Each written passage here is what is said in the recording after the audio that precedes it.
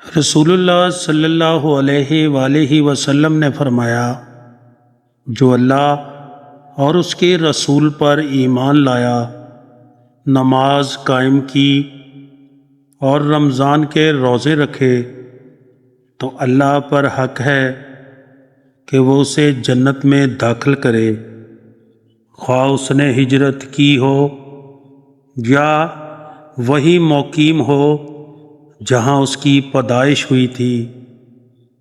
صحابہ نے عرض کی، یا رسول اللہ، یہ اطلاع لوگوں میں نہ دے دیں؟ حضرت صلی اللہ علیہ وآلہ وسلم نے فرمایا، جنت کے 100 درجے ہیں جنہیں اللہ تعالیٰ نے اپنی راہ میں جہاد کرنے والوں کے لیے تیار کیا ہے، اور ہر 2 درجہ کے درمیان اتنا ہی فاصلہ ہے جتنا کہ زمین اور آسمان کے درمیان ہے۔ تو تم جب بھی اللہ سے سوال کرو تو فردوس کا کیا کرو۔ فردوس درمیانہ درجہ کی جنت ہے، بلند ترین، اس پر رحمان کا عرش ہے، اور اس سے جنت کی نہریں نکلتی ہیں۔